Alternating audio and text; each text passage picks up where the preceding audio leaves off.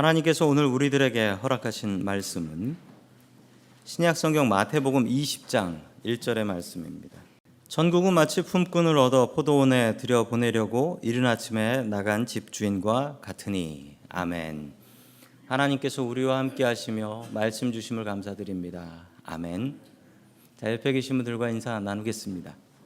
반갑습니다.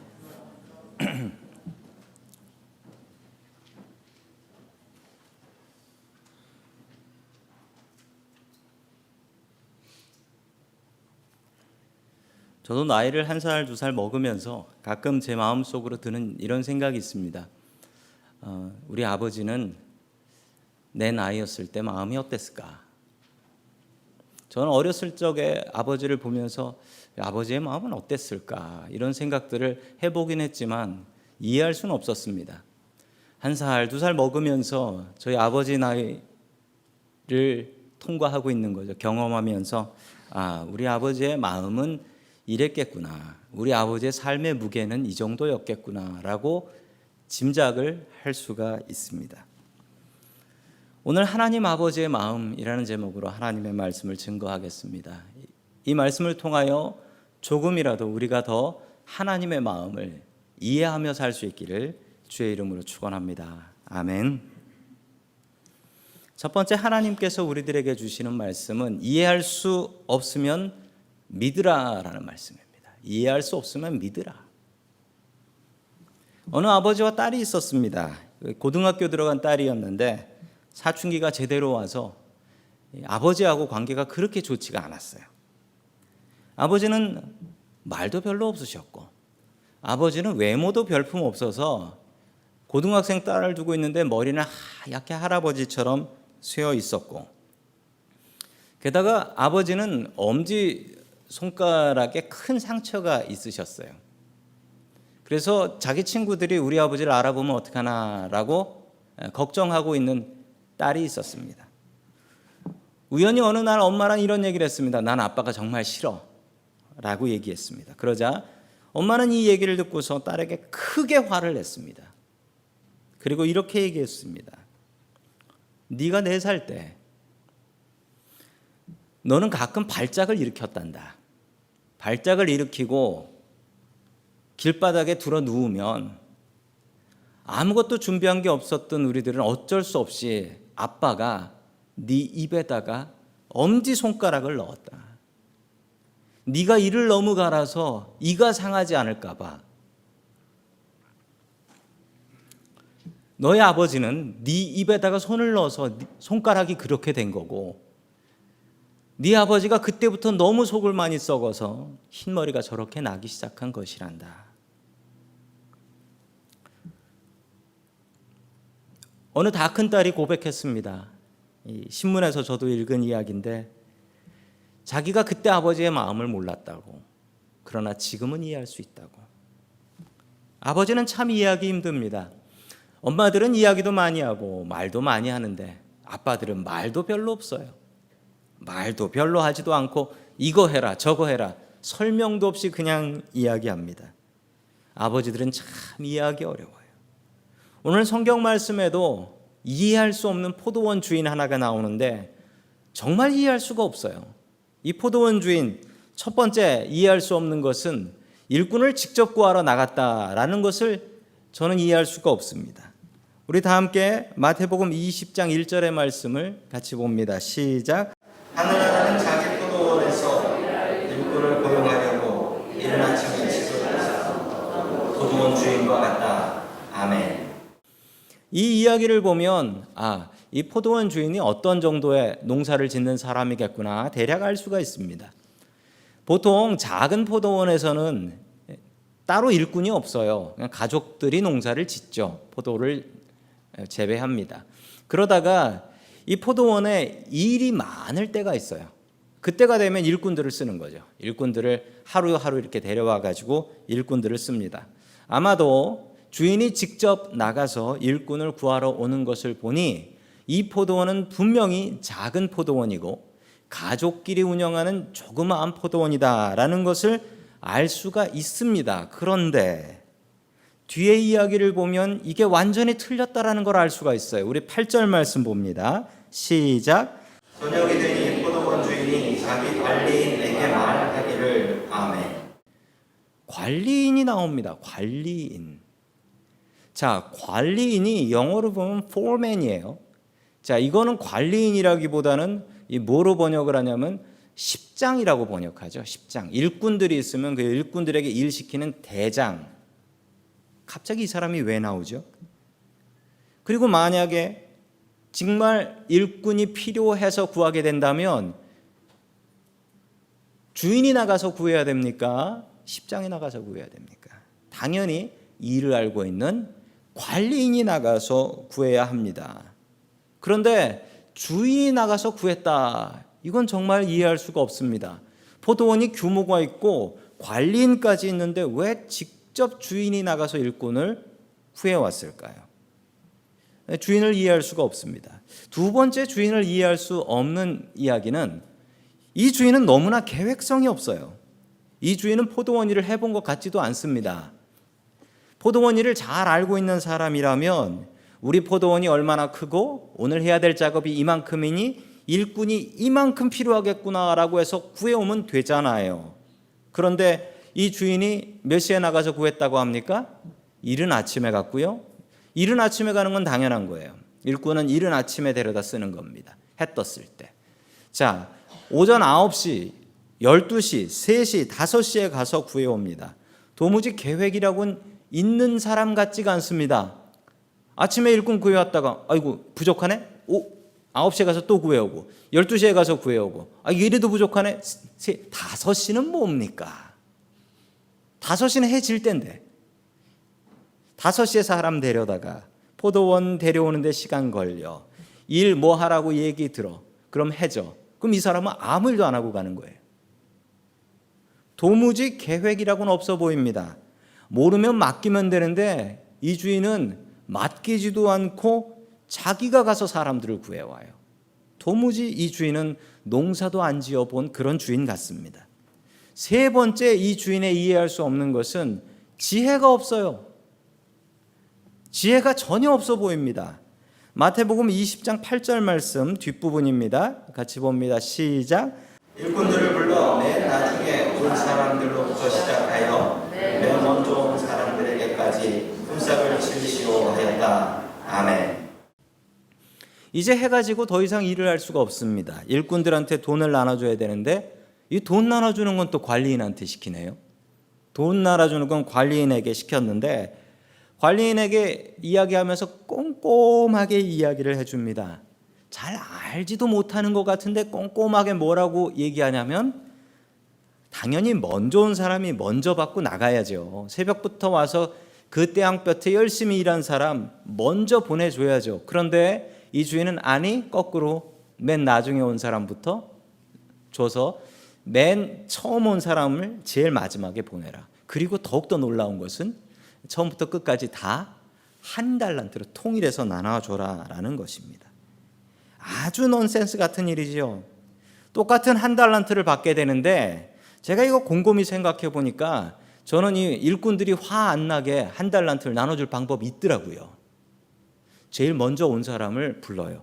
그리고 한 달란트를 줘요. 그러면 이 사람이 고맙습니다. 일 시켜주셔서 감사합니다. 다음에도 필요하면 불러주세요 하고 가겠죠? 그러면 9시에 온 사람 따로 불러요. 9시한테 두둑히 쳐주는 거야 라고 하면서 한 달란트를 줘요. 그러면 아이고 고맙습니다. 아까도 한 달. 그러면서 갈 거 아니에요? 그럼 12시에 온 사람은 당신도 한 달란트.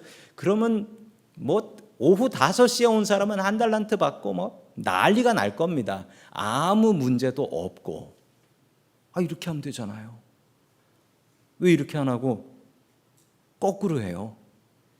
그랬더니 일꾼들이 난리가 났잖아요. 특히 새벽에 온 일꾼이 제일 화가 나가지고 아니 왜 똑같냐고, 지금 장난하는 거냐고 와서 싸움이 붙잖아요. 도대체 이 주인은 머리도 제대로 못 씁니다. 네 번째 마지막으로 이 주인의 이해되지 않는 점은 진짜 고집도 세요. 머리가 나쁜데 고집까지 세요. 이 뭐 최악인 거죠. 불공평하다고 달려온 일꾼들에게 주인은 말도 안 되는 고집을 부립니다. 자, 14절 말씀 봅니다. 시작. 당신의 끝날이나 받아가지고 돌아가시오. 당신에게 주는 것과 똑같이 이 마지막 사람에게 주는 것이 내 뜻이요. 아멘. 이게 성경이어서 이렇게 써져 있습니다. 이게 성경이 아니라면 이렇게 써져 있어야 됩니다. 내 돈 갖고 내 마음대로 하는데 당신이 무슨 상관이야? 그냥 당신 받은 거나 갖고 집에 가셔. 이겁니다. 이걸 성경이라서 아주 고상하게 써놓은 거예요. 딱 그거잖아요. 내가 내 마음대로 내 돈 갖고 하는데 당신은 뭐야? 이 돈 갖고 가셔. 어떤 분들은, 어떤 신학자와 목회자들은 이 부분을 잘못 이해하는 분들도 계십니다. 그래서 이 주인은 악덕 자본가라고 설명하는 분들도 계십니다. 그런데 그건 잘못 아시는 거예요. 분명히 이거 악덕이에요. 그런데 오늘 이야기는 천국을 설명하는 거예요. 이게 뭐 사람들 일하고 일꾼들에게 돈 얼마 줘라 이 얘기가 아니고 천국을 설명하는 거예요. 도무지 이해가 되지 않는 이 주인이 누구냐면 정말 죄송하게도 이 주인은 하나님 아버지이십니다. 이 주인이 하나님 아버지세요. 그리고 지금 천국을 설명하고 있는 겁니다. 하나님은 왜 이러실까요? 모르시는 분들이 많겠지만 제가 오목의 고수입니다. 저희 집에서는 1인자예요. 아이들한테 오목을 가르쳤습니다. 오목을 가르치고 같이 오목을 두는데 간단하게 가르쳐주고 하는데 뭐 당연히 제가 다 이겼죠. 왜 이겼냐면 아이들 보고 어떻게 해라 라고 해도 아니 자기 집밖에 못 봐요. 어떻게든 5줄을 놔서 아빠를 이기겠다. 뭐 제가 가만히 있습니까? 저는 무조건 막기만 하는데 무조건. 한 번은 이렇게 계속 막다가 큰아들을 울려본 적도 있어요. 할 게 없다고 울더라고요. 그럼 포기를 해라. 저는 무조건 맞고 보는데 가만히 제 아들 하는 걸 보면서 요거 여기 놓으면 여기 놓겠구나 요 생각이 들어요. 그래서 막다 보면은 제가 이길 때가 더 많습니다. 거의 제가 이기죠. 그런데 제가 그 오목을 하면서 겨우 저의 아들이 제 마음을 몰라요. 제가 어떻게 할지, 제가 어떻게 수를 쓸지 전혀 몰라요. 그런데 하나님 아버지를 생각한다면 제가 어떻게 하나님 아버지를 이해할 수 있겠습니까? 우리는 하수 중에 하수고 하나님은 고수 중에 고수인데 어떻게 우리 같은 하수가 고수하는 것을 이해할 수 있겠습니까? 바둑 두는 분들 계신가요? 그 바둑 채널 프로들이 바둑 두는 걸 보면서 무슨 생각을 하십니까? 그거 다 이해되세요? 다 이해되면 바둑 선수 하셔야죠. 그거 이해 안 되잖아요. 이해 안 되면 어떻게 합니까? 이해 안 되면서 그거 왜 보세요? 보시는 분들이 그러더라고요. 그냥 믿고 본대요. 저 기사는 절대로 생각 없이 저런 수를 안 뒀다는 거예요. 분명히 저게 몇 수 뒤를 보고 두는 거라는 거예요. 그래서 그걸 믿고 보는 거예요. 뒤에 어떻게 풀리나 보자. 그러면서 믿고 봅니다. 하나님과 우리의 관계가 이렇습니다. 가끔 살다 보면 우리의 인생에서 하나님 도대체 나한테 왜 이러십니까? 이런 생각이 들 때가 있어요. 하나님 이건 도무지 이해가 안 됩니다. 하나님 이건 뭡니까? 정말 하나님 앞에 천국 가서 물어보고 싶은 질문들이 한두 가지가 아닙니다. 하나님이 왜 그러신가 모를 때 우리가 해야 될 일이 있습니다. 아까 그 바둑판의 이야기입니다. 이해할 수 없으면 믿으세요. 믿을 만한 분이면 이해하려고 들지 마세요. 아니 이해가 안 되는데 어떻게 해요? 이해가 안 되는데.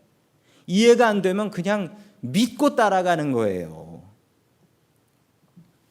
저는 제 삶을 살면서 하나님 저한테 왜 이런 일을 주십니까? 원망이 나올 때 저는 원망하지 않습니다. 그냥 믿고 봅니다. 일단 믿고 봐요. 왜냐하면 믿을만 하니까. 하나님은 믿을 수 있는 분이니까. 그리고 이해가 안 되면 저는 기대가 돼요. 이거 하나님께서 이거 몇 수 뒤에 어떻게 푸시려고 이걸 하셨을까? 원망보다도 기대가 앞섭니다. 이해보다 훨씬 큰 게 믿음이에요. 이해가 안 되면, 그리고 그 상대가 믿을 만한 분이라면 그냥 믿으시는 게 잘하는 겁니다. 이해가 안 되는데 어쩔 거예요. 내가 하수라서 고수를 알 수가 없는데 어떻게 하시겠습니까? 그냥 이해를 해야지. 저는 지금도 천국 가서 하나님 앞에 하나님 그때 저한테 왜 그러셨습니까? 물어볼 게 몇 개 있어요. 그런데 저는 그거로 가지고 믿음 떨어지지 않습니다. 저는 믿음이 있어서 하나님께서 더욱더 나보다 고수시고 나를 사랑하신다라는 믿음이 있어서 하나님 이거 어떻게 푸시려고 이러셨습니까? 제가 직접 보든지 아니면 가서 물어보렵니다. 하나님은 그냥 믿고 보는 겁니다. 일단 한번 하나님을 믿고 날아갈 수 있는 저와 여러분들 될 수 있기를 주의 이름으로 간절히 축원합니다. 아멘. 두 번째 마지막으로 하나님께서 주시는 말씀은 나를 불러주신 은혜를 잊지 말자라는 말씀입니다. 나를 불러주신 은혜를 잊지 말자. 2000년 전 사회에는 두 가지의 신분이 있었습니다. 크게 두 가지의 신분은 무엇이었냐면 첫째는 자유인, 둘째는 노예였습니다. 당연히 자유인이 좋죠. 그런데 자유인이 좋을 때가 있어요. 먹고 살기 좋을 때는 자유인이 좋아요. 근데 먹고 살기 힘들 때는 노예가 더 좋습니다. 흉년이 돌아오면 자유인들은 먹고 살 걱정을 합니다. 어떻게 우리 가족 먹여 살릴까? 굶어 죽지 않을까를 고민합니다. 그런데 부잣집 노예들은 먹고 삽니다. 굶어 죽지 않아요. 왜냐하면 주인이 부자니까. 그래서 실제로 흉년이 되면 부잣집에 돈을 빌려서 갚지 않고 노예가 돼버리는 그런 사람들과 그런 가족들이 있습니다. 우리 창세기에만 봐도 이집트 사람들이 흉년이 오니까 왕한테 가서 자기를 노예로 삼아달라고 합니다. 노예가 되면 굶어 죽지 않으니까 자유인으로 굶어 죽느니 노예로 사는 게 낫다라는 것입니다. 화면은 실제 이스라엘의 인력시장의 모습입니다. 인력시장의 모습이에요. 한번 화면에 나오는 저분들의 얼굴을 한 분 한 분 살펴봐 주십시오. 무엇이 느껴지시나요? 불안과 초조함이 느껴지실 겁니다. 단 한 명도 웃는 사람이 없어요. 단 한 명도. 이들은 자유인입니다. 자유가 있어서 좋습니다. 저기 주차장에 앉아가지고 친구들하고 얘기도 할 수 있고 한 분은 누워도 있네요. 자유가 있으니 좋습니다. 그러나 그 자유가 노는 자유고 일하지 못하는 자유라면 그 자유가 어떻게 느껴지시겠습니까? 노는 게 고통이에요. 이 고통을 아시는 분들 계시죠? 이 고통 아시는 분들 계실 거예요. 제가 어렸을 적에 저희 집이 중국집을 했었습니다. 중국집을 하다가 관두셨는데 얼마 전에 여쭤보니까 홀딱 망해 먹었다라고 하셨습니다. 홀딱 망해 먹고 아버지께서 뭐 기술이 없으셨으니까 그때부터 일을 하러 다니셨는데 아버지께서 그 성남에 그 모란시장에 인력시장이 있었대요. 저는 잘 모르고 저희 아버지만 가셨으니 모릅니다. 새벽에 봉천동에서 버스를 타고 성남 모란시장까지 가셔서 일을 잡으시면은 저녁 늦게 돌아오셨습니다. 그런데 아버지께서 일찍 돌아오시는 날이 있었어요. 일을 못 잡은 날이거나 비가 오는 날, 비가 오면 일이 없어요. 그래서 비가 오면 일이 없어서 집으로 돌아오셨습니다. 집에 돌아오시면은 이제 제가 방학 때는 집에 있었으니까 아버지께서 어머니는 일을 하러 나가시고 아버지께서 화투장을 꺼내셔서 그 화투장으로 오늘의 운세를 떠서 보시곤 하셨습니다. 그때마다 제가 느꼈던 건 운세는 봐서 뭐하나, 오늘은 일 없는 날인데.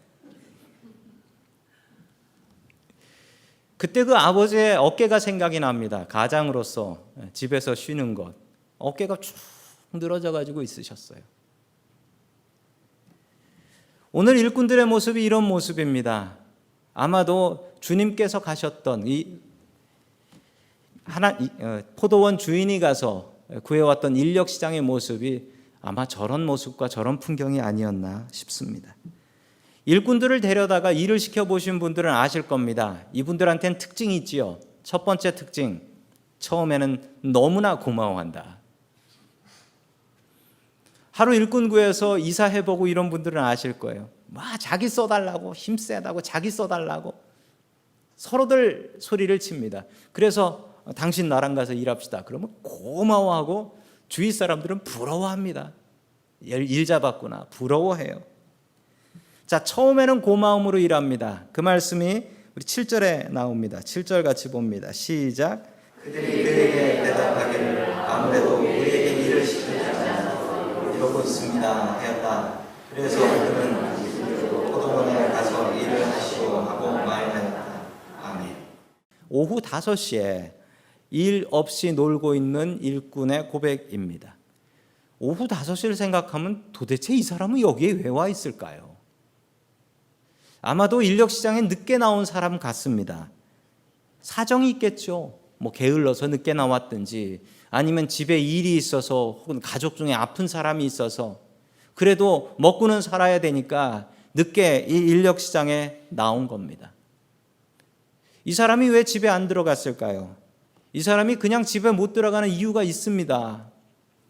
제가 얼마 전에 이 옆에 그 베이쇼에 유홀이라는 트럭 빌려주는 곳이 있는데 그 앞을 지나가면 그 이사할 때 도와주는 일을 하려고 하는 사람 같은데 그 멕시칸 분들이 여러분들이 계세요.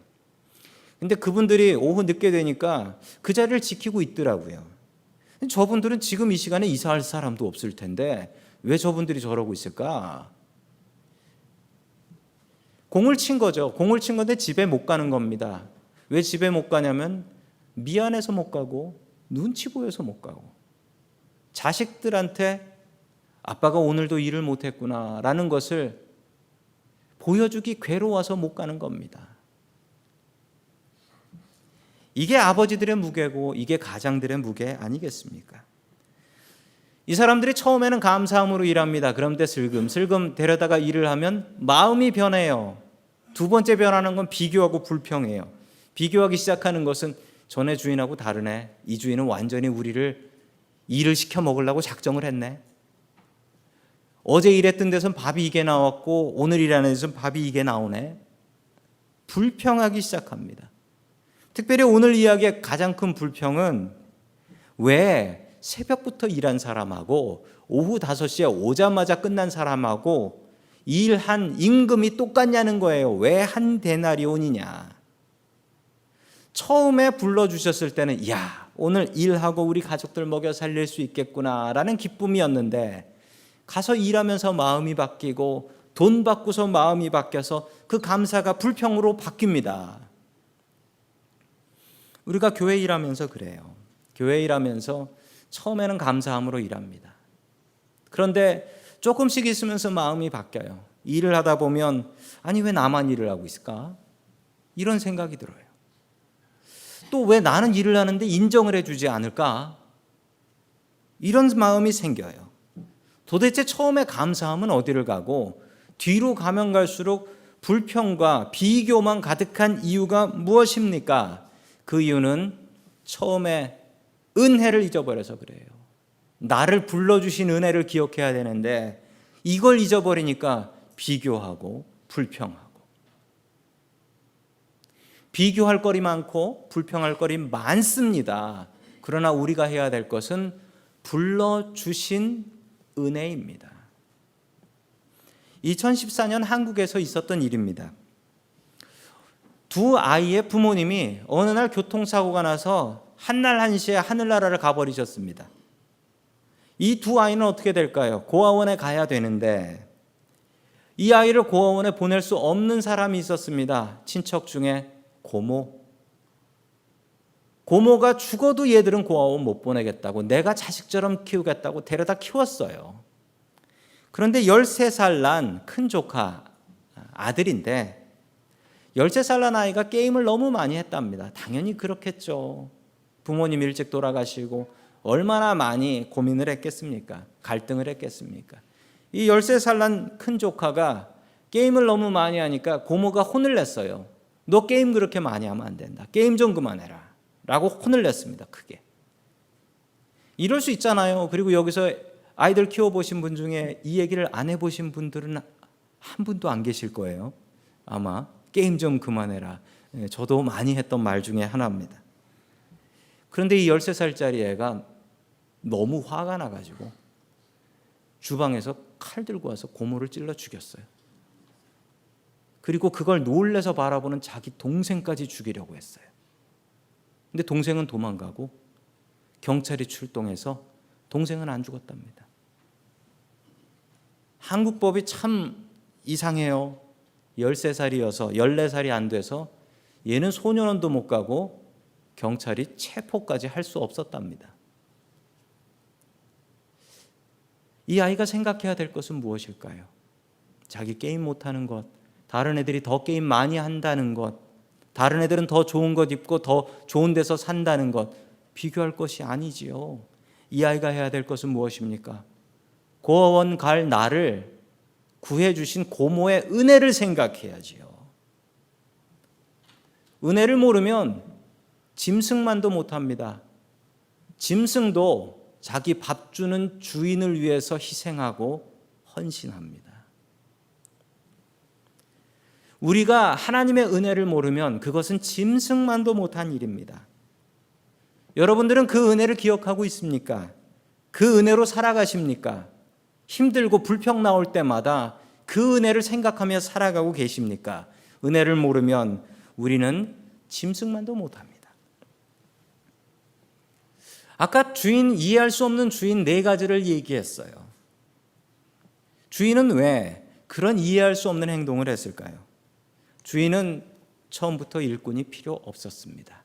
그 포도원은 큰 포도원이었고 관리인까지 있고 종들까지 있는 큰 포도원이요, 일꾼들이 필요 없었습니다. 그냥 인력시장에서 놀고 있는 그 사람들이 불쌍해서 돈을 주고 싶었는데 가서 돈 나눠주면 그 사람들 자존심 상할까 봐 돈 못 나눠주고 그 사람들 일하는 것처럼 해서 돈 주기로 작정한 겁니다. 그리고 인력시장은 새벽에 가면 됩니다. 그런데 이 주인은 9시, 12시, 3시, 5시까지 갔습니다. 그 이유는 사정이 있고 게을러도 밥은 굶으면 안 된다라는 생각 때문이었습니다. 게으른 사람도 가족은 굶으면 안 됩니다. 그래서 똑같이 한 데나리온 주기로 합니다. 일한 대로 주지 않고 은혜로 나눠줬습니다. 어차피 일꾼은 필요도 없었으니까요. 순서는 왜 거꾸로 했냐고요? 천국이 무엇인지 알게 하려고요. 예수님께서는 천국을 말씀하실 때 천국에 황금길 깔려 있고 황금집 있다라고 얘기하신 적이 한 번도 없습니다. 천국은 사람입니다. 은혜를 입은 사람들이 모인 곳입니다. 그리고 비교하지 않고 불평하지 않는 사람들이 모인 곳입니다. 아프리카에 선교하러 갔다가 목베어 순교 당한 선교사님도 한 데나리온 받고, 죽기 전에 간신히 목사님한테 안수기도 받고, 천국 간 사람도 한 데나리온 받고, 그러나 그 누구도 불평하지 않는 곳, 그곳이 천국이라는 것입니다. 주님께서는 오늘 이야기를 시작하시면서 천국은 마치, 천국을 설명하시는데 이 이야기를 말씀하셨어요. 천국은 그런 사람들 가는 곳입니다. 천국은 비교하지 않고 불평하지 않고 다른 사람이 좀 더 좋은 것 가졌다고 해서 불행하게 생각하지 않는 그런 사람들이 모인 곳입니다. 우리의 마음을 그렇게 바꿔가야 천국 들어가서서 사실 수 있어요. 그렇지 않으면 천국 가셨다가 내 여기 더러워서 못 있겠다 하고 나오실지도 몰라요. 천국은 그런 곳입니다. 주님의 말씀입니다. 경남 산청 출신 어느 중학생의 이야기입니다. 한참 된 이야기예요. 가난한 집에서 태어났는데 공부를 잘했습니다. 그러자 집에서는 형편은 어렵지만 우리 아들 공부 제대로 가르쳐야 된다며 대구에 유학을 보냈어요. 1학년 1학기를 마치고서 집으로 여름방학 때어 돌아왔습니다. 돌아왔는데 성적표를 갖고 왔어요. 성적표에 몇 등이냐면 그 반이 68명이었대요. 68명 중에 68등, 꼴찌를 했습니다. 분명히 이 성적표 가져가면 나는 맞아 죽을 텐데, 이 학생이 머리를 썼습니다. 어떻게 머리를 썼냐면 그 68을, 그 앞에 있는 68을, 뒤에 걸 지금 큰일 나죠. 앞에 거를 칼로 싹싹싹싹 긁어내가지고 그 68을 다른 숫자로 바꿨어요. 대담하게 그걸 1로 바꿨습니다. 1등이에요. 68명 중에 1등. 아버지에게 떨리는 마음으로 성적표를 보여드렸습니다. 그랬더니 아버지께서 공부 참 잘했네 칭찬하시면서, 칭찬만 하신 게 아니라 그때부터 사건이 커지기 시작했대요. 아버지께서 동네에 자랑을 하고 다니기 시작하셨답니다. 그러자 동네 사람들은 아들 공부 잘했네, 한턱 내야지 그러더래요. 어느 날 이 아들이 친구들하고 놀다가 집에 가보니까 아버지께서 집에 한 마리밖에 없었던 돼지를 잡아서 동네 잔치를 하고 계셨답니다. 이 아들은 그 광경을 보고 나가 죽어버리고 싶었답니다. 그래서 실제로 나가 죽으려고 냇가에 몸을 던졌는데 몸이 뜨더랍니다. 나무에 머리를 박아서 죽으려고 나무에 머리를 박았는데 머리가 더 단단하더랍니다. 죽는 것도 쉽지 않구나 생각했던 이 학생은 충격을 받아 차라리 공부를 하는 게 낫겠다라고 생각을 했습니다. 이 학생은 다시 2학기 때부터 공부를 시작을 했고 열심히 해서 대학도 가고 대학원도 가고 미국에서 박사학위까지 받고 다시 자기 대학교에 교수로 가게 됩니다. 45살이 되어서 자기도 아들을 낳아가지고 가족들과 함께 아버지께 경남 산청으로 인사를 하러 갔습니다. 그리고 그날의 거짓말을 고백하려고 아버지 중학교 1학년 때에 그러면서 얘기를 시작했는데 아버지께서 알고 있다 고마해라, 네 아들 듣는다. 이분이 누구냐면 경북대학교 총장님을 하시고 국회의원 하시면서 자전거 타고 출근하셨던 박찬석 총장님의 이야기입니다. 정말 속 깊은 아버지 아니십니까? 똑같이 따라하셔도 안 되는 애도 있습니다. 아버지의 마음이 깊어요. 아버지의 마음. 그런데 그 아버지의 마음보다 더 깊은 마음이 있으니 그 마음은 바로 하나님 아버지의 마음입니다. 하나님 아버지의 마음이에요. 삶을 살다 보면 우리 하나님 아버지 때문에 불평이 나올 때가 있습니다. 하나님, 왜 저한테 이러시는 겁니까? 왜 나한테 이런 일을 주십니까? 불평 나올 때가 있습니다. 그 불평은 은혜로 막아야 됩니다. 나를 불러주신 은혜를 생각하십시오. 나를 구원받을 백성으로 불러주신 은혜를 생각하시고 기뻐하십시오. 늘 주님의 은혜 생각하십시오. 그리고 이해 안 되면 믿고 보세요. 믿고 보면 언젠가 이해할 날이 옵니다. 의심하면 그 이해할 날이 안 올지도 몰라요. 주님의 은혜를 늘 생각하십시오. 은혜 아니면 살 수가 없습니다. 그 은혜로 살아가는 저와 성도 여러분들 될 수 있기를 축원합니다. 아멘.